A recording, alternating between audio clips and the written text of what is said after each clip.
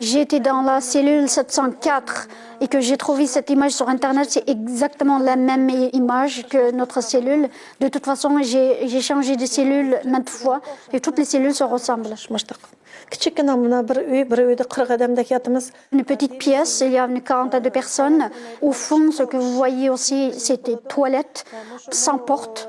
On fait nos besoins là-bas devant tout le monde. Il y a une odeur incroyable, insupportable, et on doit subir ça. On doit rester comme ça pendant toute la journée. Étant donné que nous sommes une quarantaine de femmes dans cette toute petite pièce, on doit rester dans le petit couloir de la pièce, debout. Toutes les femmes, elles sont enchaînées avec une chaîne qui fait 5 kilos dans le pied.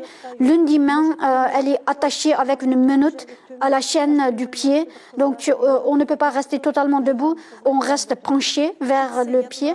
20 femmes restent comme ça et 20 autres, elles s'allongent. Il n'y a ni un lit, ni un coussin, ni couverture. C'est par terre, sur le fer.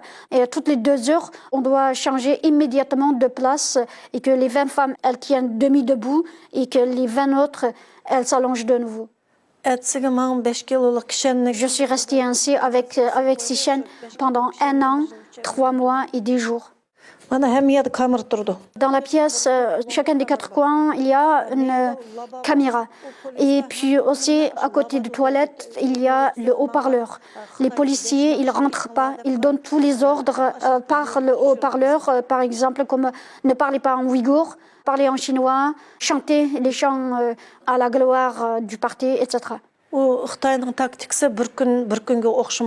Tous les 10 jours, ils viennent nous prendre du sang. Bien entendu, on n'a pas le droit de dire ni non, ni poser des questions.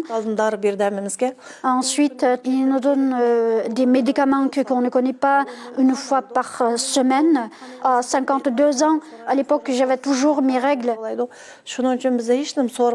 À partir de ce médicament, plus personne n'avait les règles. Jusqu'à ma sortie, je n'ai pas vu d'autres femmes, d'autres jeunes femmes non plus, qui ont eu de règles. Pour éviter qu'on se fasse connaissance entre les détenus, ils nous changent très régulièrement les cellules. Tous les 3 mois, ils nous changent même de camp. Je n'ai pas été interrogée les premiers 3 mois. Mais pendant ce temps-là, j'ai vu les autres co-détenus, les jeunes femmes, ont été amenées avec un sac noir sur la tête. Lorsqu'en fait elles reviennent, j'ai vu de mes yeux les tortures qu'elles ont subies. Elles ont été frappées violemment, très violemment, et qu'elles ont subi aussi sur les 10 doigts. Ils ont mis des épines dans les 10 doigts. J'ai vu toutes ces femmes torturées pendant 3 mois, pratiquement tous les jours.